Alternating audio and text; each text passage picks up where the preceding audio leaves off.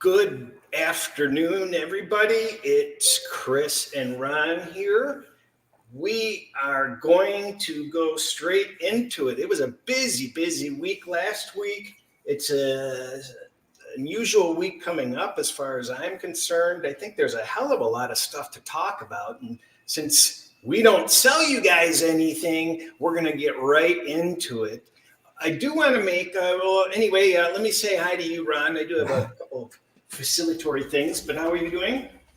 Doing great. Looking forward to today's conversation. About halfway through, I kind of teased out, I want to talk about what our comfort level is with certain teams. So we'll get to that a little bit later on as part of the segments. Back to you, Cris. That sounds like a good conversation. There's a lot of stuff I want to talk about at some point. I don't know whether we'll get to it all, but we'll try. Why don't you start while I get organized? I just got out of the shower and I'm just getting organized here. Okay. What do you have to say? All right. Well, usual kind of second guessing kind of thing. And I'm proud of myself once again for not really second guessing any of my plays. It was not a winning Sunday for me. Unfortunately, the quartile information that I did come through. They were 3-2 on the weekend. Unfortunately, I went 0-3 on games that were not quartile games. As many people know, week 5 is a very important week for me. It's been highly successful in the past. Even though those plays went 3-2, it was not a successful Sunday to me. But I do want to say I have no regrets, for example, taking Washington-Cleveland game, taking Cleveland against Washington. I beat Dr. Bob on 2 or 3 different plays. And this particular one, Dr. Bob and I were adamant that we liked Cleveland in this particular spot. It didn't happen. Deshaun Watson, let us all down again. You couldn't ask for a more favorable quartile spot, but nothing's a lock in this business. You can get up in the 65 percentile with 300 sample size, 400 sample size. Even if you're up there, you have a 35% chance of losing the game based on past history. And so that was a loss. No regrets with that. No regrets for taking the Rams. One person questioned me offline. The Rams were not a quartile play. And the reason they were not is because it's a 17-game schedule now. And as I talked to Ted wanted me to mention this as well. Because it's 17 games and the Rams have a bye now, their quartile was really 5, 4, 4, and 4. So this was not a quartile game for the Rams. I still like them. They didn't make that 2-point conversion. They didn't make the extra point before that. If they lose by 3, those of us who took 3.5 would have benefited. So all in all, no second guessing on my part. Just one of those weeks. I went into last week scared out of my mind because I've got some access to some really amazing history results and data trends and stuff. Not the garbage ones, but the ones that kind of make sense. And just uploading my spreadsheet here. And I listed off like 7 or 8 games. And I just kept getting these one after another. And I'm talking about 5, 6, 7 trends for each side. And it said you had to be on the Jets. You had to be on the Panthers. You had to be on the Bengals. You had to be on the Jags. You had to be on Cleveland. You had to be on the Raiders. You had to be on the Rams. And I'm like, my model has the opposite side in every single one of those games. And I'm like, what the hell is going on here? I mean, it was difficult for me to reconcile. And actually, as scared as I was, I went with my plays. I've been doing my model for years, and it's great. I mean, I'm getting 65, 70, 65% range type material saying you're supposed to be on this team. You're supposed to be on this team. It's hard to ignore, but if you have a model, you have to stick with your process. And my model was shaky last year. so far this year, it seems to be back into fine form. So I had a good Sunday. Yeah. I didn't lose a game until that I had Seattle plus 3.5 in teasers, and if they hadn't run it back for a touchdown, I would have been in Fat City. It just it was a very good week for teasers. It was a very good week for straight sides until the last two games. But those last two games, Pittsburgh, Dallas never even left teaser range, and lost a straight bet. But I ended up having both sides of 4 games, and they all nutted. They won on both ways on teasers. So it was a good week, actually. Yeah, I mean, I would have considered the Saints, but we talked about this. The fact that that game was on Monday night instead of a regular Sunday brought a little extra energy to Kansas City. I actually thought with the closing line that New Orleans got shorted a little. I don't think the line should have been 5 based on what was going. So easy stay away from me in that game. Stayed away from Indy and the Jags. Still two bad teams I didn't feel comfortable enough with. Didn't take Denver, probably leaned that way, but certainly didn't want to give a full 3 points or even 3 points with juice, I think it was. So very interesting week. A lot of 14-point swings when one team would return the ball 100 yards the other way. Scared me in the Giant game because I thought I was doing everything right handicapping Seattle. And then instead of the Giants leading, Seattle was leading. But as we saw, the Giants were the right side in that game. I'd like to make one comment. We obviously try to get as many comments up and about, and we try to respond to as many of them. I had somebody that, and I don't know where people are coming in from live, but I'm not sure we're getting all the comments. So there were people last week that had sent comments, and I think they were on mute. I'm not sure where they were, but if your comments are not reaching us or we're not commenting on them, it's more than likely we're not getting them. So let us know if we don't respond where you were commenting from, so that maybe it's a problem on my end that I don't have things set up properly or what. But I'm pretty much trying to get everybody's reasonable comments posted on screen, or we respond to them. So just needed to be said. Last week, Thursday Night Football, Tampa, Atlanta. Yeah, that was a lucky win for those who had Atlanta, which I was one of them because of the quartile information. I don't think they should have won the game. It's nice to get a lucky win, but it wasn't even a big play. So, 1-star play. So I just chalked it up. The one thing I want to say about that game is it just really frustrated me because I do have a mechanism where people can follow what I do, but and I find people want to have straight plays. So I kind of bend over backwards to deliver straight plays. And on that game, I did share the point spread on it. And I was so infuriated on it because you just can't play. In my opinion, it's really hard to play the +1.5 or +2.5 in a game like that. And I'm just kicking myself because that was a teaser game, and both sides of teasers won. It was a really successful game for me. Yet I'm trying to help other people, and I'm trying to give them a straight side, and I should just tell them, just forget it. If you don't want to play a teaser, then don't play the game. But you can't sit there and play the spread if every single time with every single game, because there's a lot of games that you just know you're flirting with fire if you play the straight side. So that's what I learned out of that game. Yeah, I didn't learn too much out of the game, although it keeps reinforcing for me the fact that Baker Mayfield is not regressing.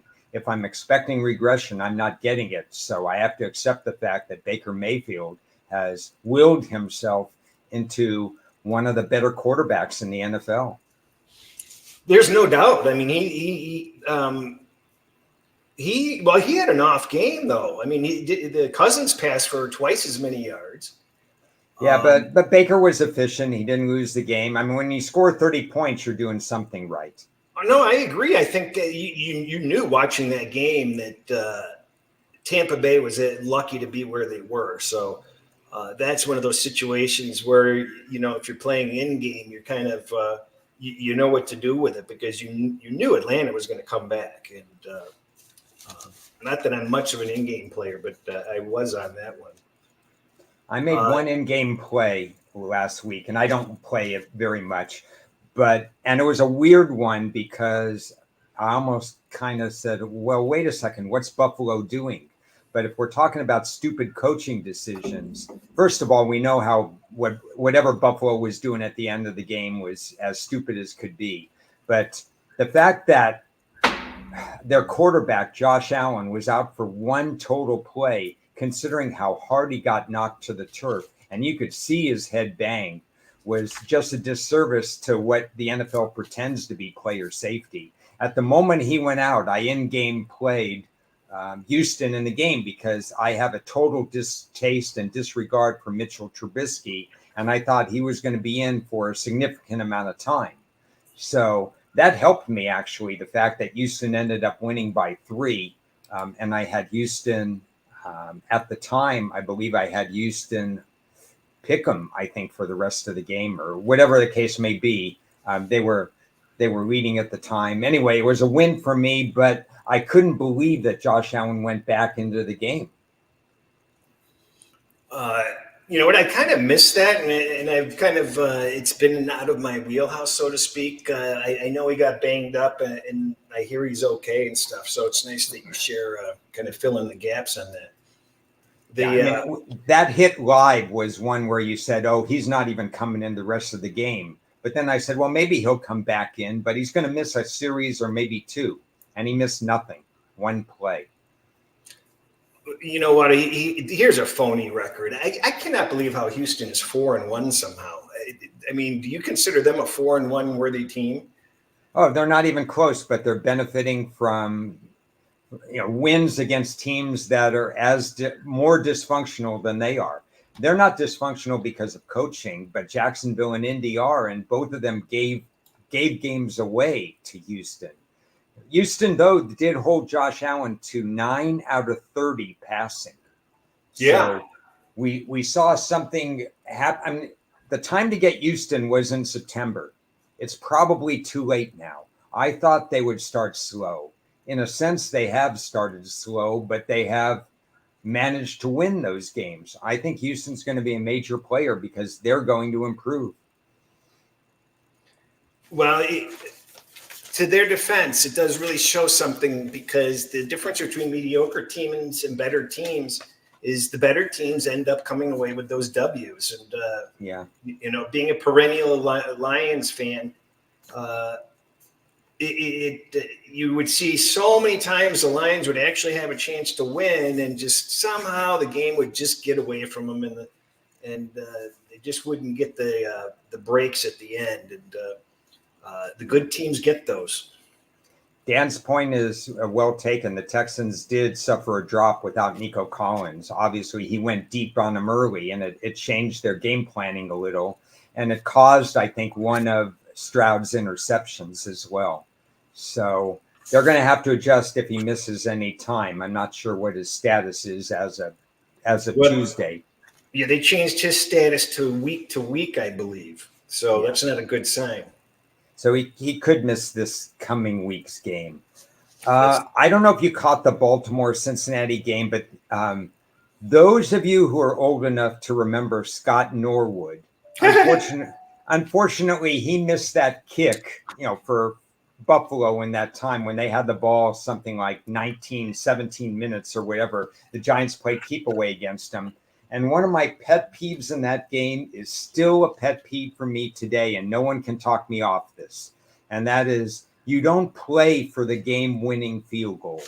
And what Cincinnati did at the end of the game, Cincinnati scores 35 points. and then they run 2 plays into the line of scrimmage, and their staff says the reason we did that is because we were comfortable with our kicker making a 53-yard field goal. And I know 53-yard field goals are being hit at a record rate this year, but why would Cincinnati take the foot off the gas pedal when they've scored 35 points already? And Burrow was certainly in having his best game of the season, and he was in rhythm. They shut it down on the last 2 plays and got what they deserved by missing that kick. And I just hate when coaches do that. Yeah, that was a big sweat job for me. I had a lot of moving parts in that game, so I was happy to see the way it went down. And you're right; it's amazing how some of these coaches will clam up and play it safe.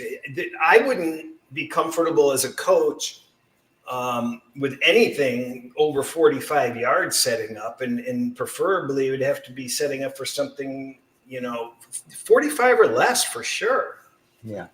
A fourth quarter game on the line kick is different than kicking something at 10-3 in the middle of the second quarter. It's a mental game for kickers already. So I think we're looking at this Jets-Vikings game, and obviously there's lots of news with Salah being. I think the whole situation is hilariously sad because they fired the wrong coach, in my opinion. He was the best coach on the team. They potentially can be in first place if they win on Monday night. Yeah. So they're not in dire straits. They fired the wrong person. And by the way, the Lions passed on Salah and took this Dan Campbell clown. So that worked out. But it just seems to be a comedy of error with these Jets. He definitely had not lost the locker room. They were playing hard. How do you see that?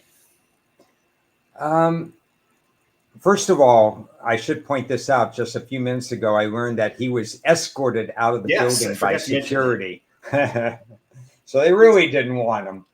I don't think he added anything to the offensive acumen of this team. And because they have such a poor offensive coordinator, I'm not upset with the move. The timing could be questioned in a number of ways, shape, or form, coming back from London and all that kind of stuff. But what the Jets did and offensively was a joke against Minnesota. I mean, they got a real break when Aaron Jones went out of the game. Yeah. Because I've talked about this. You've heard me talk about this. What helped Sam Darnold is Aaron Jones. And they didn't look as sharp after that. But then again, the Jets couldn't do anything. Rodgers got sacked 7 times. A team that's so blitz heavy like Minnesota is going to wreak havoc on a team like the Jets with a suspect offensive line and a quarterback who at the first sign of pressure right now at 40 plus years old is going to throw it. Well, he tries to throw it out of harm's way, but he ended up with 3 interceptions overall. So I'm okay with the Jets firing at some point during the year because it wasn't going to get better offensively. This is a really good defensive team that's missing an opportunity to take advantage of a weak division. Miami's completely banged up. We know that. And Buffalo has its issues. The Jets cannot squander opportunities. Yeah, I forgot to add the escorted thing. That was a very important game for me, and it's just amazing how hard people are coming down on the Jets. I mean, they're not complete garbage, and I mean, you would have thought that they were the worst team in the league with the commentary with their start that they had against the Vikings. Why is Breece Hall carrying the ball 4 or 5 times in the whole game? I see. I don't understand why they were, as a Minnesota, I needed Minnesota, so I'm sitting there. I'll tell you, though, I was a little more fearful about Rodgers throwing the ball, and I wished he would have ran the ball more. So I didn't like to see Rodgers having to going back. I felt like they were doing the right thing, and they were basically. I don't know. If you don't establish run-pass balance, the other team tees off on you. When you're sacked 7 times, I don't think you're doing the right thing. I think they should have worked the run in, because Rodgers, with any kind of play action pass, is just going to see the field better than other quarterbacks. And I don't think he saw the field as well, considering what pass rush was being sent after him. 19 consecutive pass plays at one point. Oh, Jesus. I wasn't watching it closely. It just it was obviously I was working on the regular slate at the time, so I was looking left and looking right. So, but this Minnesota seems to have some second half problems. They start out like gangbusters, and they're holding on for their lives the last few games. I wonder whether that is just a coincidence. Have you noticed anything with what's happening? Oh, we lost the running back there. Yeah, I mean, 2 things. They lost the running back, and you're in London, and the field conditions could be a little different and so on. So I'm not going to read anything into what Minnie did after Aaron Jones went out. I just think if Aaron Jones is out for any significant amount of time, it will affect how we handicap Minnesota. Yeah, I think that's I think he's a key cog, as you mentioned, very important for that offense. Their defense is okay. Surprisingly enough, I've got Minnesota in the bottom 10 offensively somehow. That's kind of surprising, isn't it? They don't play this week, so I don't have their numbers in front of me. I only have the 28 that are in front of me. So not quite, but bottom does. I got them 12 from the bottom, which that seems lower than I would have expected them to be. Yeah, offhand, I would have put them like in the top 15.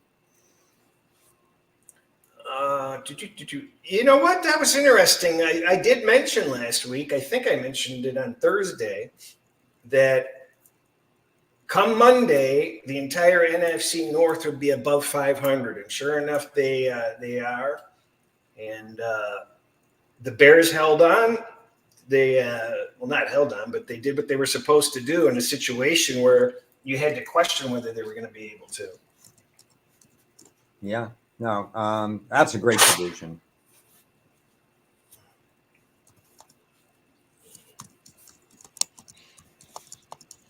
In terms Panthers of other got banged games, up. They brought what's his name back in, Bryce. Or I didn't even know that. I didn't even see that. I wasn't paying attention to the game, to be honest. Yeah. So, but I was impressed by the Bears, and we'll talk about it when we get to this week's slate. Baltimore and Bengals, exactly what I expected out of that game. We already touched anything. Yeah. The Bengals defense is just awful. Yeah, they have to do their share because Burrow stepped up to the plate. We talked about Higgins not finding his rhythm early. This was his 3rd game. He definitely found his rhythm in this one. So Cincinnati's offense did what they needed to do. Defense let them down, just like you said. That's a good comment. Okay, so Darnold took a big hit. They lost Jones, and O'Connell said that they don't want to be holding on. They're going to have to start staying aggressive. Yeah, I like him as a coach.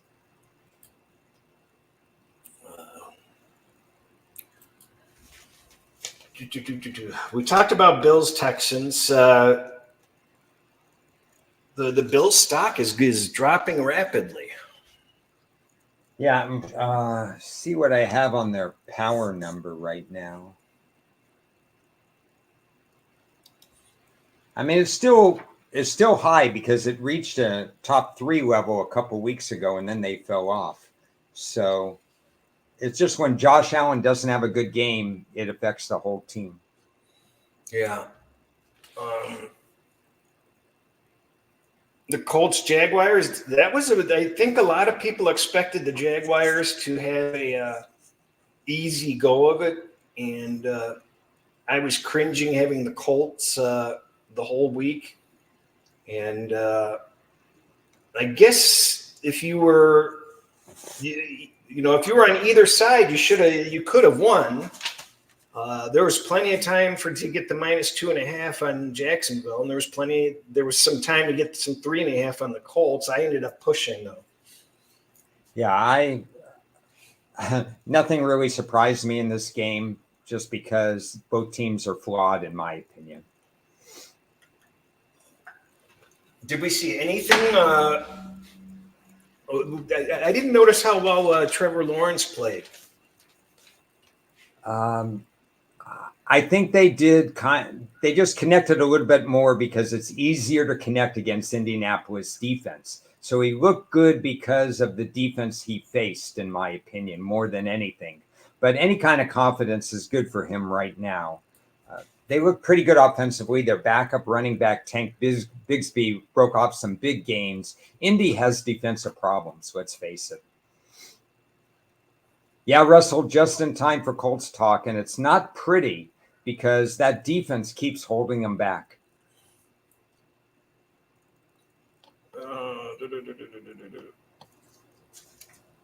And the Jacksonville gets their tight end back this week, probably. Yeah, probably. They're going to London for their first of 2 games.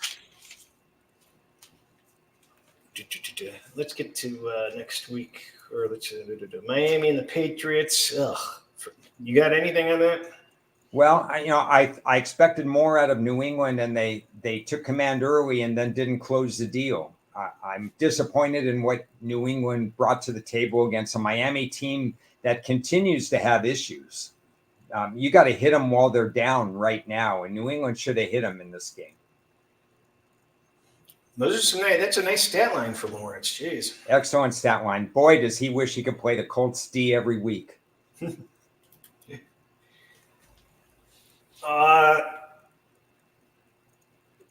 I felt pretty darn confident that Washington was going to cover that game. The Browns were, as you mentioned, they were a solid play for you, for other handicappers, and a lot of trends and previous history type stuff. But I just didn't see how, even if Washington was due for a down game, I just didn't think that they would absolutely collapse, and they didn't. They did. They really seem to be here to stay. I mean, I'm not saying they're a leader or anything, but they've got a real team. Yeah, there's 2 comments to make about quarterback Daniels in this game. Number one, he came back down to earth. And the reason he came back down to earth, because that's the matchup I thought Cleveland would win. And Cleveland did win that. Cleveland has one of the best pass defenses. It's hard to complete passes against Cleveland. And he was something like 15 out of 26. Now, I say that as a plus for Cleveland, but it was also a plus for Daniels, because you got a rookie quarterback going against that kind of defense, and he did not make a mistake. He basically played above my expectation in that game, and I think he should have played above most people's expectation in that game. So the stat line looks like Cleveland won that battle, but Daniels won that battle too, because he didn't make them lose the game. He played much more than a raw rookie, much better than a raw rookie. Pretty impressive. And boy, they got a good game on deck. Raiders, Broncos, a lot of skepticism that Denver could come away with that win. I just felt like the conditions Denver had been playing under have been kind of rough, and this would be kind of a little bit easier for them, and it did kind of turn out that way. I noted I had not seen Sean Payton in months. He looks like he's aged 10 years. Have you seen him? It's funny you say that, because I saw one shot of him on the sideline and I said, oh my goodness, this guy looks like he retired in Miami and he's just sitting on a beach chair stuffing his stomach or something like that, because he didn't look good at all. He looked, I don't know. I'm wondering whether he looked sick. I don't know what's going on, but It was interesting to see him and Nick's yelling at each other on the sideline. I think, as I heard Brady talk about it this morning, he said Peyton isn't the guy that's going to bother him. And we've seen instances where Andy Reid has gotten into it with players, or players have gotten into it with him. And there's another coach or two. I think the real quality coaches don't care. I mean, it's not about ego. It's not about showing up a coach. It's nice to see that passion in a quarterback in his first year. I don't think it's obstinance. I think it was passion, and that seemed, nobody made a big deal about it. But I think that that's a good sign for the team, really. And I'd like to focus on the Vegas side of things. They're kind of a wreck right now. They're in limbo. They got Devontae Adams, that whole situation lingering over them. Max Crosby, I think he had 2 early sacks or something. He just can't do it all. One player, just can't do it all. Crosby is worth a little bit to the team, but just like Watt and some of those other guys, he can't do everything for the team. So the talent around Vegas right now, especially offensively, just isn't mouthwatering to say, oh my goodness, you're going to have to. It's got to be the right situation to think that Vegas could do something. And there are going to be some of those coming up. The question is, where are their heads at? I think that the season's a write-off for them. I mean, I talked about it last week. I don't like the coaching. I think when Adams is leaving, I think he's taking the air out of that balloon, and you're going to see inconsistent effort from that team going forward. When you get a situation like this, you want to rely on your GM and that stock the pile. So when somebody leaves, somebody steps up. And that to me is the beauty of good drafting teams versus poor drafting teams. The Raiders have never been confused as a good drafting team. And so when something like this happens, it can trigger a free fall. They got that interim coach bump in the middle of last year playing hard for their guy. But the reality is the roster is not that good. And that's a GM thing. So when you have some things that don't go your way and your roster can't compensate, that's a problem. I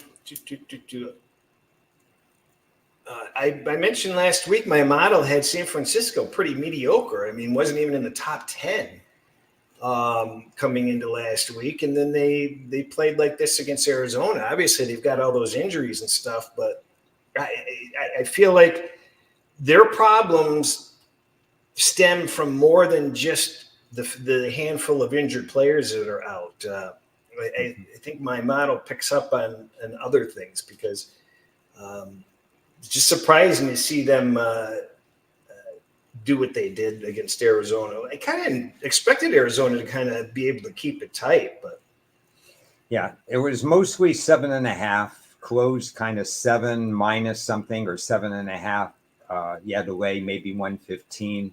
That was too much. Arizona was the right side for quartile reasons and for matchup reasons for me. So I had no problem with that. And yet I say that past San Francisco teams up 23-10 would have closed the deal.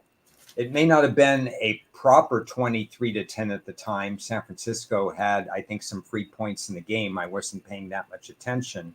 But the bottom line is 49ers should close the deal at 23-10, and they didn't. I understand their place kicker was out, but still, their offense should have moved the ball maybe for one more touchdown to do something else. And in the end, we see a flawed San Francisco team. And right now, even though the rest of the division, the Rams are completely crippled, Seattle is being exposed, Arizona, they're a pest. I'll call Arizona a pest. But San Francisco, aren't they just 2-3 right now and in some danger?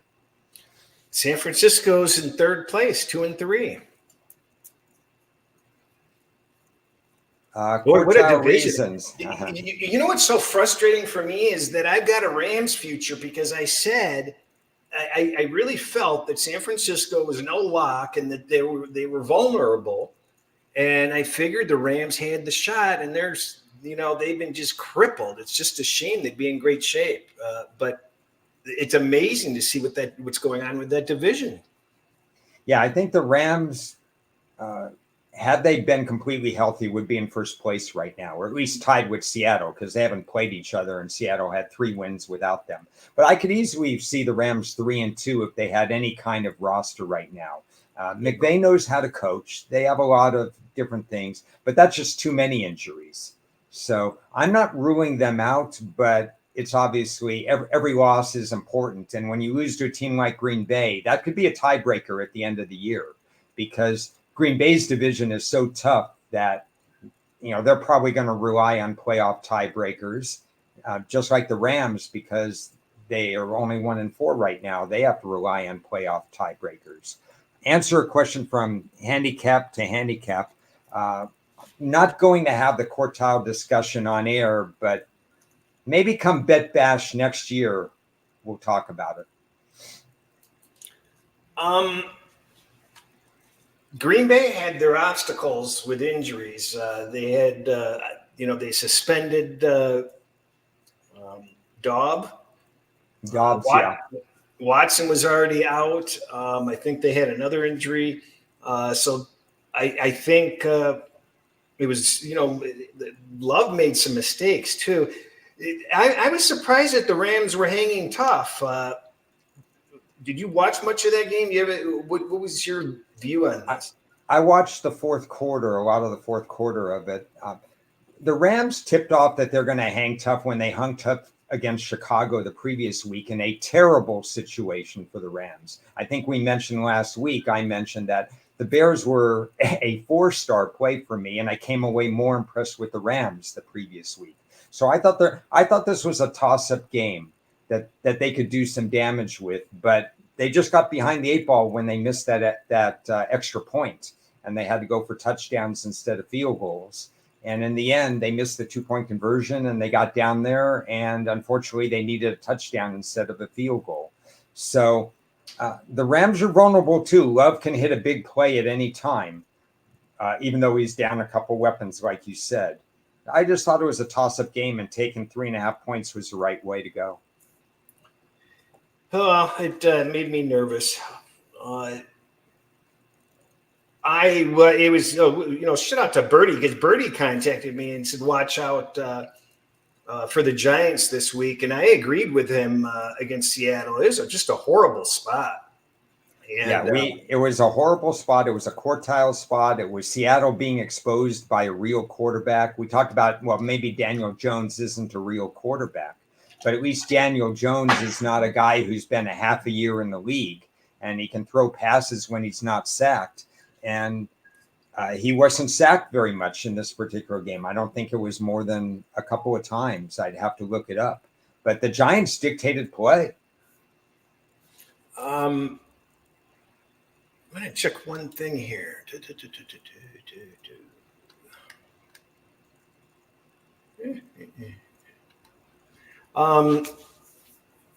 The Seattle Seahawks defense is being exposed. I mean, it's can they correct that? What's your read on that? You need that new coach bye to start correcting that. So I need to find out when that new coach is. They play this week, so they're going to get the mini bye, which is good for them. So after this week, they get the mini bye. Obviously, all hands on deck in a divisional game this Thursday, but they may start to make additional corrections after that. That's going to be an interesting game, because both of these teams are reeling on Thursday. So it's funny how we end up with those Thursday games and teams in similar situations. The Cowboys, every time you think the Pittsburgh's going to win a game, that they're supposed to win, they don't. So I think that both of those teams came out looking worse than when they came in. It's possibly. I mean, Dallas did okay, but I mean, it looked like Dak had money on the Steelers. I mean, fumbles, interceptions. The rest of the team played well. He was disappointing, and the Pittsburgh is just so average. I don't know. Well, I think you do know because you've been handicapping Pittsburgh at least verbally well because Pittsburgh plays to their competition. And the problem is that this game was there for the taking. My take on this game is that Dallas didn't do anything special at all. Just hung around and Pittsburgh didn't do enough. Pittsburgh needed a couple more first downs. What I think is they missed Warren, their tandem running back. If they have Warren, they close out some of those first downs. But they had so many third and shorts or fourth and shorts that they couldn't convert. This was a typical Pittsburgh style game that they didn't come through. How many times did I say they needed a number 2 wide receiver? Hayward's a nice guy and he caught a touchdown pass, but they're sending Hayward deep. And he's not the kind of receiver that's going to come down with one of these spectacular catches deep. Fields actually had a lot of receivers open and he threw some good passes, but they don't have a number 2 receiver who could catch those good passes. So I think we've handicapped Pittsburgh correctly all along. We know what we're getting from this team. And unfortunately, what we're getting is a close game every week. They're going to New England's going to start Drake May. Yeah, we knew that was coming. I thought that the Saints would have fared better than they did last night. They shot themselves in the foot. They could have just that horrible interception on that opening drive kind of set the tone. Yeah. You could see what their game plan was. They threw deep often. I guess they suspected something in the game planning where they wanted to get somebody matched up one-on-one. But this is another team that doesn't have tremendous deep wide receiver weapons. Olave's closest, but he likes to go medium level as opposed to deep level. So they tried some of their other receivers. Game plan was a little weird. I think we can correctly say that Taysom Hill adds creativity to the offense. And when he's not in, Dennis Allen reverts back to a different kind of coach where they just don't do enough offensively. I thought the Monday night moment was too much for New Orleans. It did seem that way. The word is out that Salah was thinking of firing Hackett before he was fired. Yeah. Oh, he would have fired Hackett a long time ago if Rodgers wasn't in the building. Onward and upward. So San Francisco, Seattle, they're both backing into this game. I think they can both use the reset. They're going to get their bye at beneficial times here. Yeah, let's talk about this game. Then San Francisco doesn't get a bye next. No, they don't. But they get neither one. I mean, they have mini buys, both of them. So mini buys. So that's all right. And both need it for various reasons. Seattle maybe for coaching and teaching reasons, and San Francisco for health reasons. They probably won't get McCaffrey back after this. Obviously, a very, very important game. I'm just starting to do my matchup analysis. If you look at San Francisco's stat sheet, it's not overwhelming this year. It's kind of underwhelming a little bit. In fact, they're not defending the run like we're used to seeing. So it opens the door for Seattle to maybe not rely on Geno Smith having to pass 40 times. That's been the problem in previous matchups, is Seattle has to pass too much on San Francisco. So if they design the right game plan and have run-pass balance, this could be a toe-to-toe, come down to the wire type game. I'm shocked at how that San Francisco defense is really not. Their injuries are on offense, aren't they? What are their defensive injuries? Well, they got Fred Warner back. He was a little banged up previously. Obviously, Drew Greenlaw is not in there. They've had lingering injuries in the secondary to one of the guys that I can't pronounce, but he's been mostly out of the lineup at first. They tried to get him back in. Back end of the defense is their soft spot, in my opinion. It's made better. People would disagree with me. Well, they're doing fine defensively in the back end, but it's actually made better by all the pass rushers they have on the front end. As far as actual coverage guys in the secondary, I rate them below average. Yeah, I've got their defensive performance year to date below average, so that's shocking because they're usually in the top 5, top 8. Yeah, my first thought on this game is it's more of a toss-up than people think. I would agree, but when you've got a defense like Seattle's, also, I mean, you can't rest easy. Whatever side you have in this game, you can't rest easy. So, I would like Seattle for sure if they were off a mini bye and playing this game. They need the reset button just as much as San Francisco does.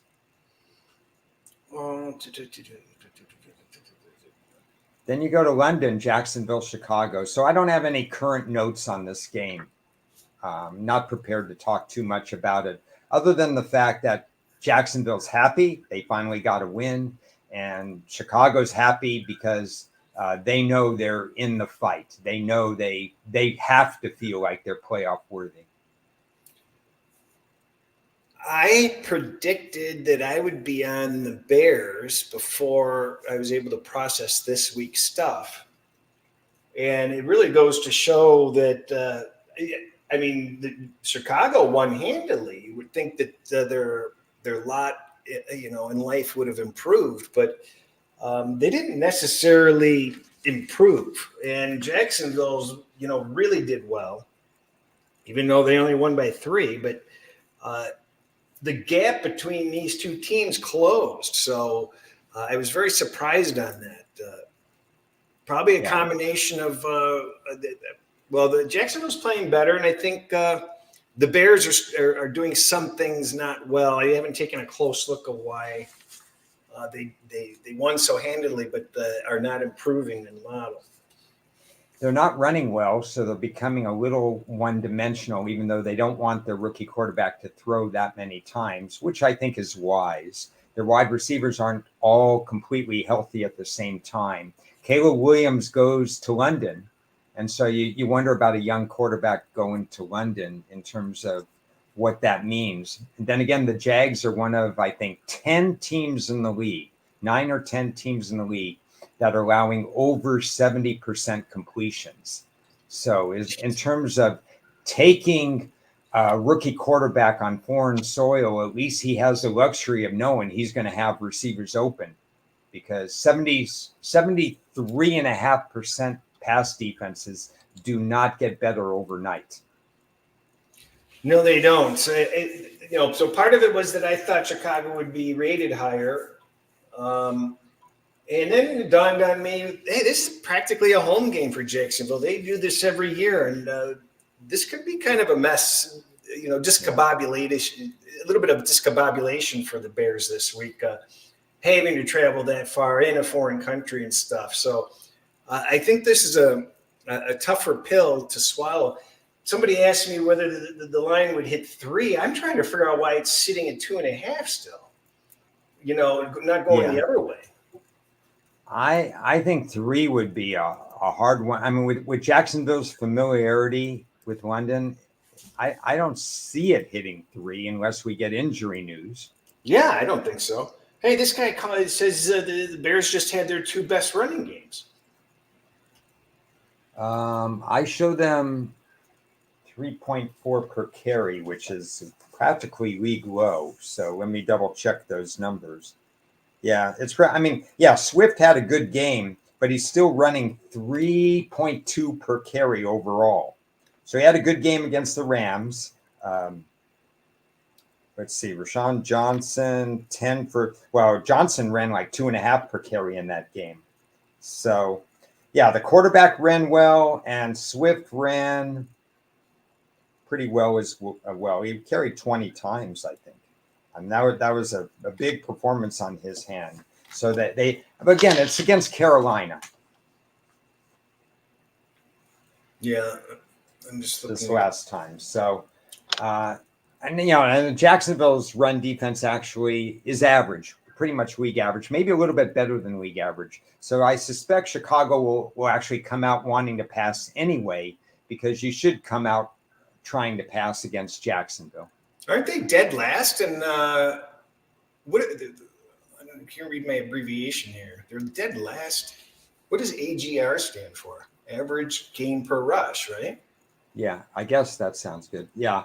I would say of the 28 out of the 28 teams that are playing this week, Chicago's dead last.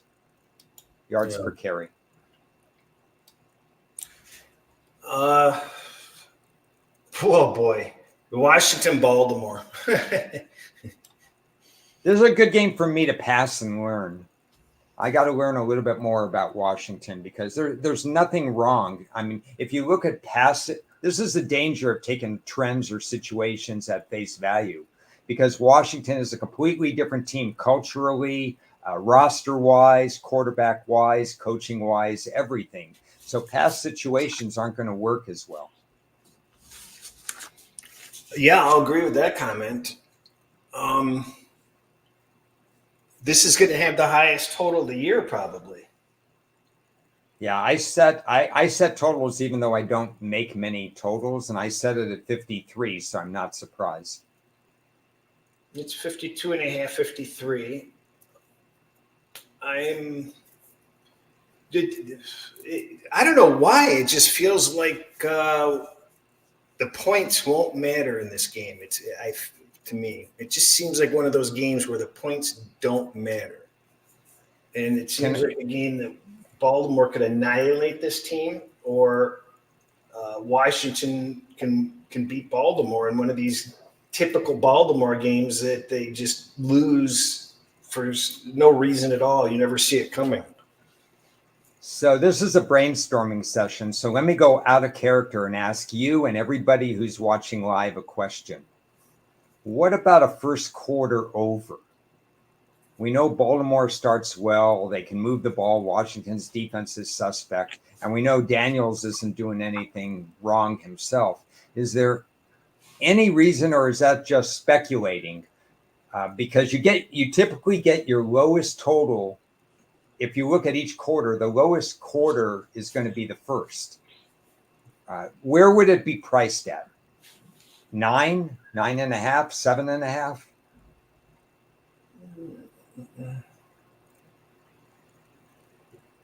Probably too early for that to come out. 10 and a half. There's 9.5, 10, and 10 and a half. It doesn't make any sense whatsoever. Is it something to brainstorm for if you see that 9.5 that you can't get a 7.3? Yeah, I like that look, really. Yeah.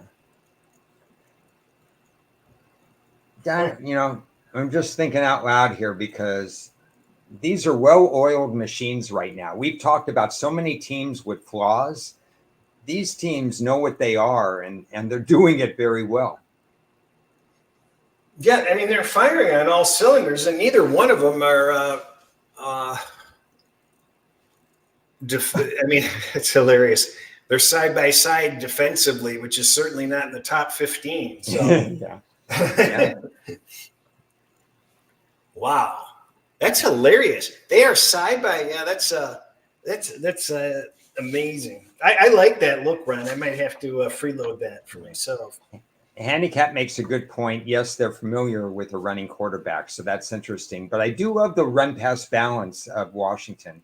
They have a number of complementary wide receivers, and they also have McLaurin, who could get open as well. And their run game, partly because of Daniels himself, but their run game is over 5 yards a carry. Just something to think about. I don't think you know, it's like they say on other shows, you bet pizza money on it. Do you think, but I don't think they're running Jackson in practice very much. Would you think? No, they wouldn't. They're familiar with what he does. Now, can they stop it? Daniels is really fast. At LSU, he was just unstoppable in terms of getting outside of the pocket.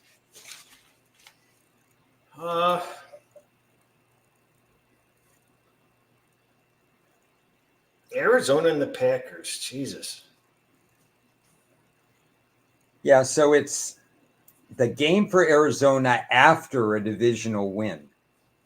So they have to get right back up off the mat on this particular game. But I have no situations I'm hanging my hat on. I still don't like that Arizona pass defense, which is over 70%. So, Arizona can hang in every game. I call them a pest, but it wouldn't surprise me if Love has a big game in this one. Yeah, this is a really strange game. So we've got Houston at New England, and we've got May starting. Houston seemed to didn't they come to life a little bit finally? Yeah. Well, defensively, their numbers must have shot up for you, because they shot up for me after 9 out of 30 with stopping a very quality quarterback. Oh yeah, they're way up there now. Yeah, that's what happens with low sample sizes. But Houston's pass D is number one via allowing completions, and now they get to play a rookie quarterback.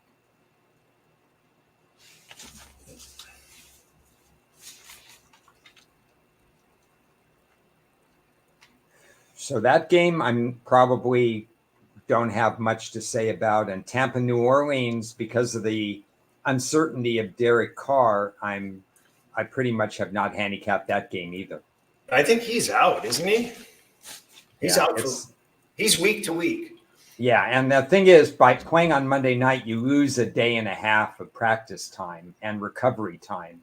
So his backup is a very untested guy, Jake Haener out of Fresno State, who's had a cup of coffee last year and this year, and doesn't look like he's going to survive against that coach's defense. For those of us who took New Orleans, in terms of possibly winning the division, it's a bad time to have your quarterback hurt and a home game in a divisional matchup. It's just a freak of schedule right now, and it just gets Dennis Allen one step closer to the coaching unemployment line. Oh, who is this backup? I don't ever remember hearing his name. Jake Haener from Fresno State. From Fresno? Yeah, he's more of a short to medium level passer. I've never charted him as somebody who could throw over the top. So that's going to be a problem against Tampa. New Orleans defense is going to really have to step to the plate in this one. That's the handicap in this game. If you want to handicap this game, you have to figure out if New Orleans defense will step up to the plate.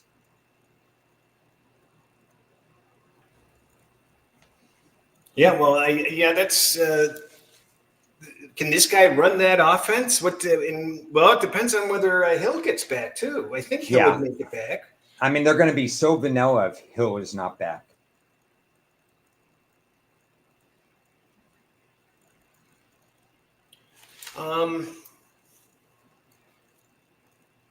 I think Cleveland's in self-destruct mode. They're going to sell off whatever parts they can get rid of and be done. What's your interpretation? My interpretation is that the line is way too high as it stands right now, but it was not high in August. This is one of the ones we actually talked about weeks ago as to one of those games of the year. This is Cleveland's third consecutive road game. This was brought up even by other people, so I'm not alone in knowing this. But this is why I do a schedule analysis in May. This is Cleveland's third consecutive road game, and this is Philadelphia off a bye week. You couldn't get a more unfavorable schedule. And Philly actually is good against the spread, 11 out of their last 17 off rest. So you're looking at Philly needing the bye, Cleveland desperately needing to get out of, to do something or another. And so whether it wins or not, I don't know, but I have Philly -3 in this game, and I'm very, very comfortable with it. You're going to bet the Browns? No, but the line is out of whack. I understand the line is taken into account the situation, but the line, according to my power numbers, the line shouldn't even be 7.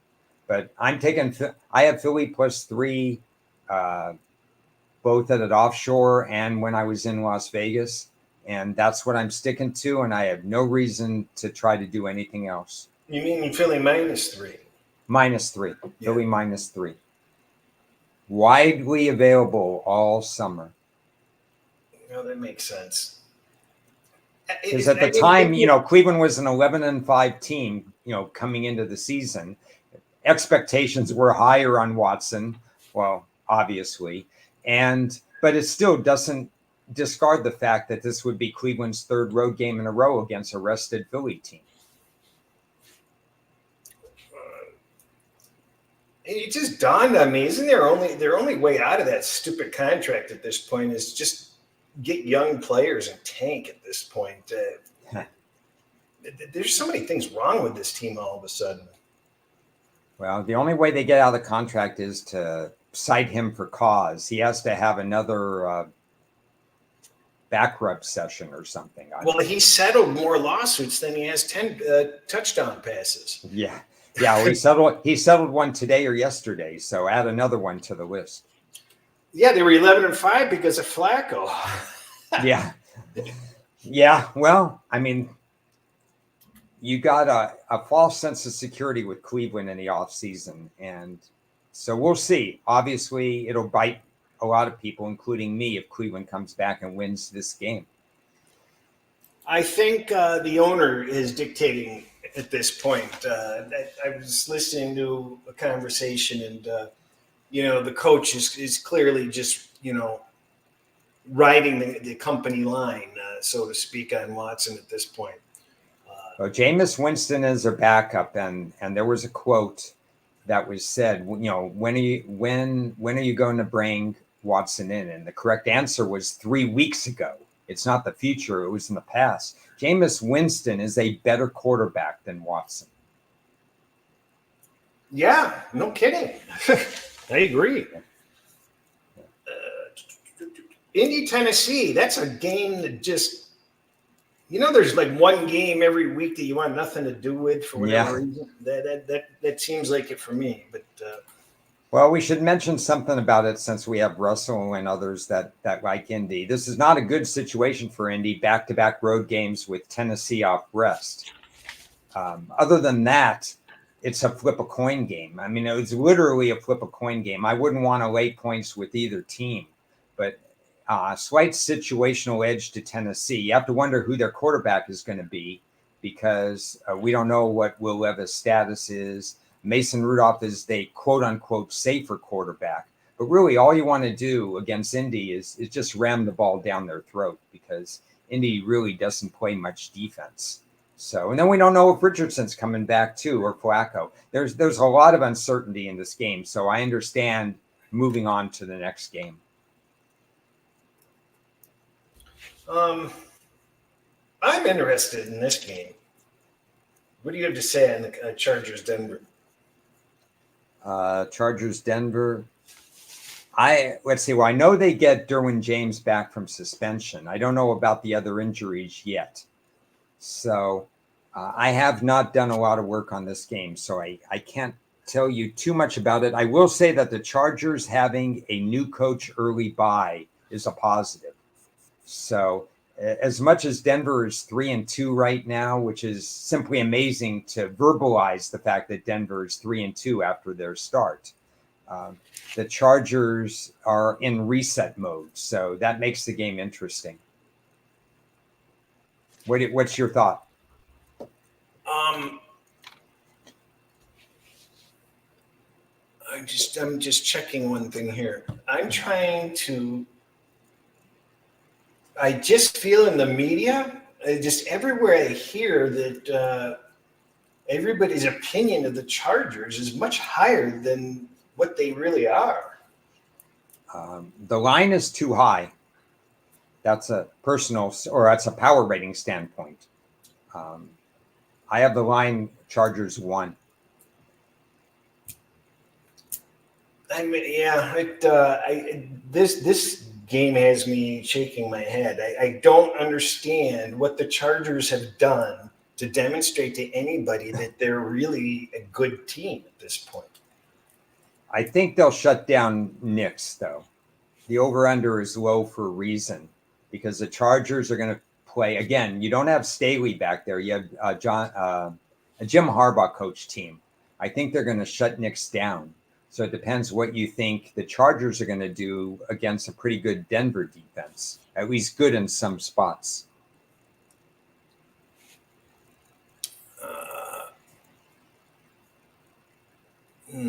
Boy, yeah, these are neither of these teams are to be found in offensive categories anywhere. It's hilarious. Comment says, does Chargers take the week off into account? Does the line take into account, or does my Chargers -1 take in it? No, I just based on power ratings, the Chargers should be 1. I did not take the week off into account. That's why I could understand why that they are priced a little bit higher. If you match them up side by side, I don't think you could get Denver as being equal to the Chargers. But we still have a lot of questions about what the Chargers bring to the table offensively. Well, they'll get Joe Alt back. They'll get Herbert back, and a couple more guys. So they will be healthier, but they were not that great when they were healthy. So I feel like people are kind of brainwashed into thinking this Charger team is better than they are. I think not at 3. I wouldn't touch it at 3. But as we're having this conversation and saying it out loud, if I had to pick a side and the line was under 3, I would pick the Chargers. Well, yeah, it's going to be tough for Denver to score. That's the problem. And they're familiar with the venue. How these guys played up against each other the last couple of years? In my preliminary notes, I did not make any indication on that. But you got 2 new coaches. So, not true, because Peyton was there last year. But Chargers, it's a whole new organization. And it's not winter, so they're in Denver in more pristine conditions. Oh,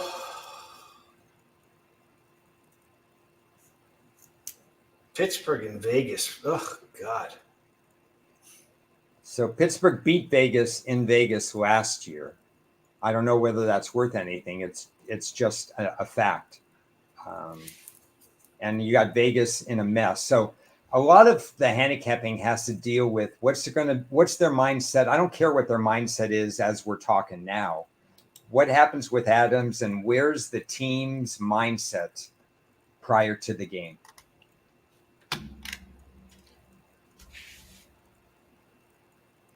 Pittsburgh home game, huh? Because Pittsburgh's going to have a lot of fans in Las Vegas. Yeah, I would. You know what? I remember them here last year, and they were everywhere. So I would say it's a home game for Pittsburgh.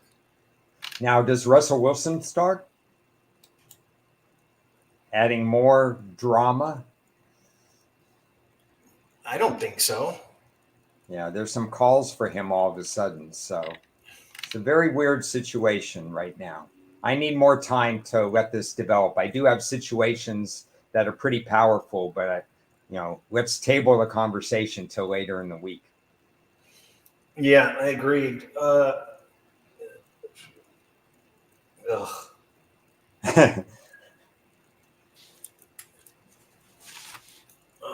Boy, am I glad I don't have to mandatorily. Oh, maybe I do. Fuck.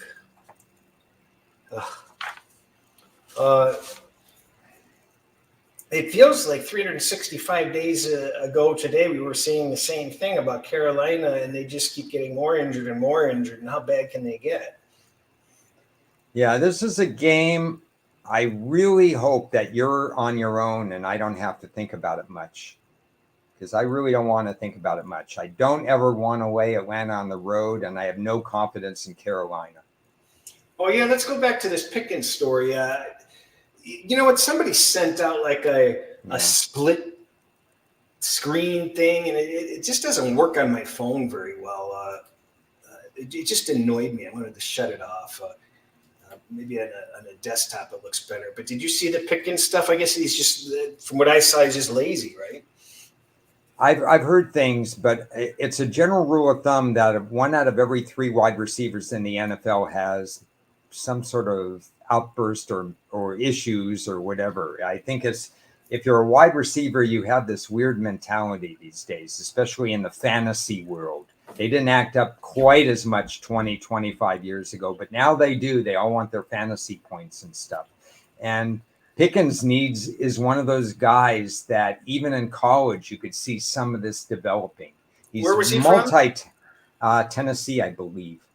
He's multi-talented, and he makes the contested catch, which is a really, good thing to have on certain teams, especially Pittsburgh, where they don't always throw the ball accurately. So making the contested catch is a good thing. The problem with Pickett is he's going to be double teamed because there's nobody else on Pittsburgh that's scary. And so you're going to get these outbursts every once in a while. He'll get open against Vegas, but will they be on the same page? I don't know. I didn't see the outburst that they're referring to. I just read some stories about it. I'm sorry, you're right, Georgia.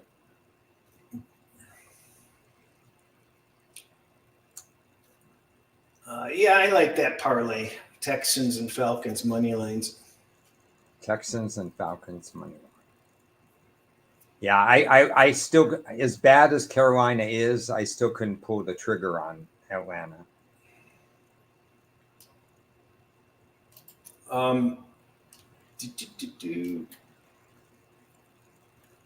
Oh, so I know you've been busy. Have you heard about the Detroit hangover? What, from baseball? No. Uh-huh. The week after teams play the Lions. Oh yeah. We did talk about that. Well, we brought it up a week ago before but now it hits our stuff. But they're the week after, I guess they are losing by something like 29 or 27 points against the spread, and 21.75 just straight up. The following week after the playing the Lions, it's you believe it? This is Reportgate revenge, because Detroit had that unfortunate issue. I had that written down already. Do some weird things, but revenge. Yeah. Though, according to my power ratings, I understand the fact Detroit. I wanted to bet Detroit in August, but I didn't even like laying 1 point in August, because that to me wasn't quite fair with the opening power ratings I have. And Detroit -3 doesn't feel fair either. I'd like to back Detroit, but I'm not allowed to back Detroit at 3 points. Well, you're going to be lucky to get a 3. Where are you going to find a 3? Well, it's 3 with juice right now, but I won't have to worry about it, because there's just no way that I could go against my power ratings with a dog. I can't take a favorite against my power ratings, because it's a 35-year losing proposition. I like the way you said that. It just doesn't feel fair to have to lay 3 with the Lions, and that's the way that I feel about it. Yeah, I think you're paying for the fact that everybody knows what's out there. Everybody knows that Dallas kind of backed into a win. I feel like they backed into a win against Pittsburgh. So, would you take Dallas plus 3.5? I'd have to look at the matchup analysis. By all rights, I'm supposed to. I should not leave that on the table. And it wouldn't shock me if Detroit won by 3. It's still a secondary that scares me. Well, the Lions are, I don't know the best way to word it. They're not putting anybody away, that's for sure. It just seems like they're having to play full games week after week. That takes its toll, but they're coming off the bye. They'll be a little bit healthier. I probably would have to play Dallas at a conventional 3.5, because Dallas is the type of team where the back door is always open. I've got a -3.5, -120 on the screen. Wow. Well, you know which way it's heading. Jeez. Yeah. I got to see if that is real. Cincinnati Giants. That's another game that I sort of was looking at yesterday or Sunday, trying to figure out what might be teaser options or parlay options. And I was pretty sure that I'm just surprised that these teams are this close, so to speak. Yeah. We talked about Cincy's defense, and it hasn't been there. The stat that really stuns me, is how many defensive sacks Cincinnati has and how many defensive sacks the Giants have. Cincy has 6. The Giants have 22, which is obviously completely different expectation levels. Where did I write this down? I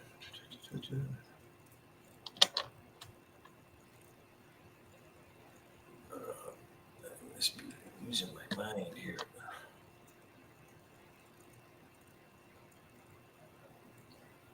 I suspect, by the way, Neighbors will be back for this game. Yeah, he's going to be back. So I think you'll see the line drop from its 3.5.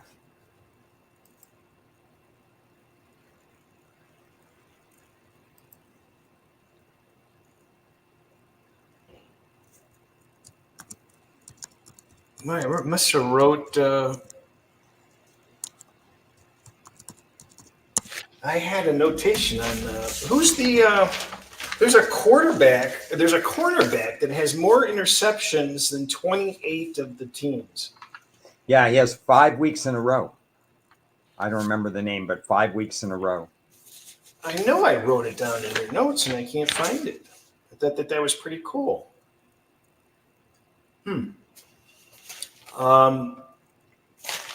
Yeah, I agree with you. I think that line will come down.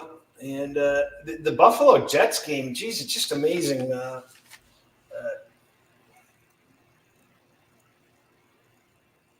That's a tough one, because you get that old December, you mentioned in the comments, you get the rally behind you get that rally cry from the fired coach scenario.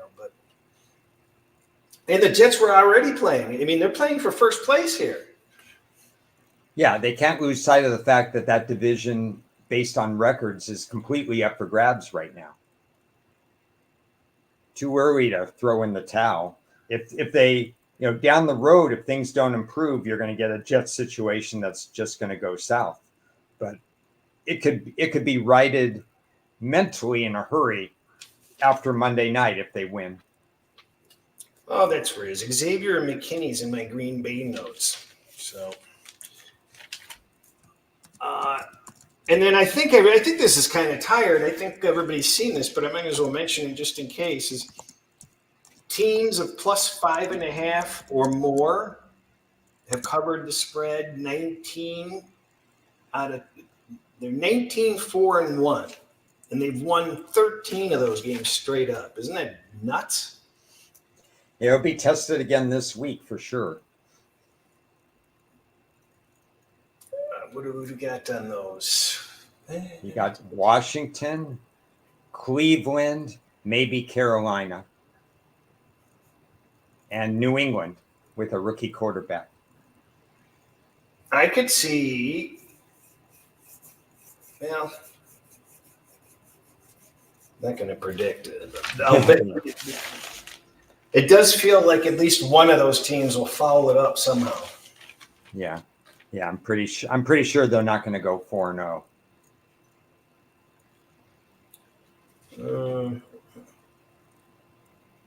So the Vikings passed the Lions in a lot of ratings I saw. The Vikings passed the Lions in the ratings? Yeah, like top 10 lists and stuff. I saw some articles on that. I think I have Vikings. Do I have them higher than them? Yes, I do, by a point. You have Minnesota higher? Yeah, first time that's even, because I was lower on them for a while. Okay, so I'm glad I brought that up. So I thought I might also, but I don't. So thankfully, it's objective and does not have a category called fandom as an input. Well, hopefully mine don't either, because their power ratings are driven by non-subjective matters. Anything else on your mind? I know this is going to be a lighter week for me. There's a lot of Passerino games, thankfully. Yeah, week 6 is typically a light week for me because it comes after the busy quartile week. Last year I had one total play week 6. This week I could see a few more. I feel like I've had more plays than usual the first 5 weeks. And it was good while it lasted. 24-12 in the first 4 weeks, which is way too many plays for me in a 4-week stretch. But 3-5 last week kind of set the meter back a little bit. I won't have that many plays. I'll have 4 or 5 plays probably this week. And I wanted to talk about comfort with teams, but I'd like to table that for maybe Thursday with Ted. Maybe we'll each think about what our comfort level. Where do we know teams? We feel like we know them. Like I know Pittsburgh, I know Tomlin and stuff like that. But there's some teams I don't feel like I have a handle on yet. And I want to kind of get into that exercise of what teams are we still learning about. And maybe we can have that conversation on Thursday. Yeah, that sounds good because it doesn't affect anything. And I didn't realize we were running so long. And there's not a lot to talk about in a lot of these games again on Thursday, as far as I'm concerned. Yeah. We'll probably skip a few of them. There are a lot of them tight to the line. I already know the good news process of elimination, which we all do. I know about 5 games that I won't be involved in at all. So that automatically, unfortunately, with week 5, I could only eliminate maybe 1 game right away, and it got confusing and convoluted. But if I could start this week with 5 games that I say, oh, I'm not touching that game. Jacksonville, Chicago. I'm not touching that game. I'd like to not touch Indy, Tennessee, games like that. Tampa, New Orleans with the injuries and stuff. I'd like to ignore that game. So if I could, I think I have 5 games that I could cross off my list. I had 11 sides last week. Yeah, and so I had 8, and that's typical for me week 5, but I don't want it to be a weekly thing. Well, it's just such a come down when you get all that action going on. And I had like 45 teasers last week, and every single game in play, either in a total or something. And then you look at a slate like this, and you're like, nope. But that's better because it really helps your focus. It does. I really like to get some games off the table. It's just. And I like how you brought up that first quarter on that game, because I think that that's a really good look. And the fewer games that you're getting involved in, the more time you have to put into thought like that. Yeah. Well, I'm going to probably try it especially if there's a 9.5 out there. So we'll see. But it's really not going to be a big play. It's just it's more of a theory, an untested theory based on the quality of these teams' offenses and my opinion, or a long-standing opinion, that Baltimore gets out of the gate pretty fast, and an opinion that these teams are not questioning themselves offensively. They feel very good about their offenses. Well, and I think that they come into this game knowing that they've got to kind of have pedal to the metal sort of attitude. Yeah, and Washington wants to prove that they belong. They've proven everything. They would say they don't have to prove anything, but in this particular game, they have to prove they belong. Now everybody's going to look and say, are they for real? Are they for real? They're playing Baltimore.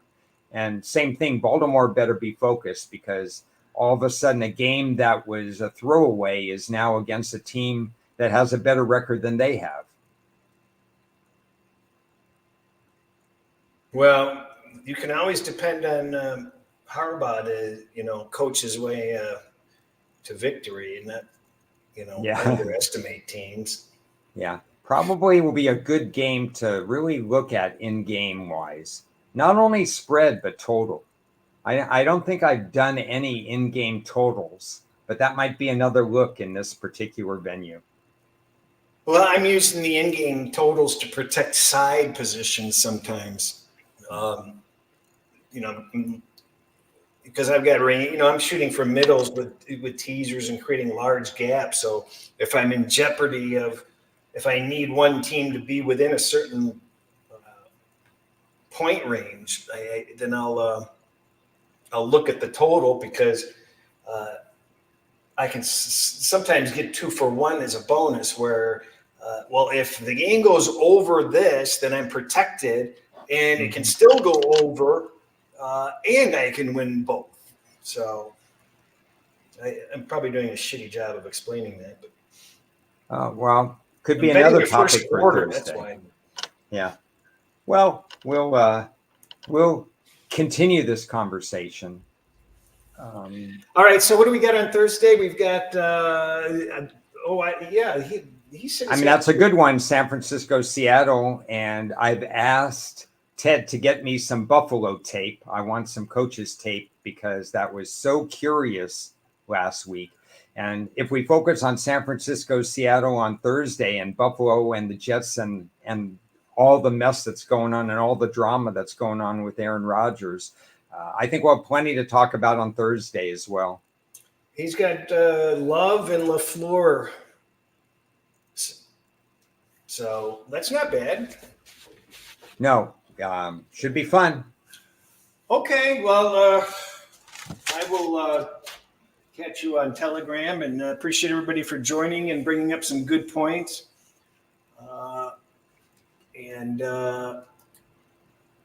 I've got the Bet US with Jared and Fezzik tomorrow at noon. We'll be back on Thursday at noon. What do you got, Ron?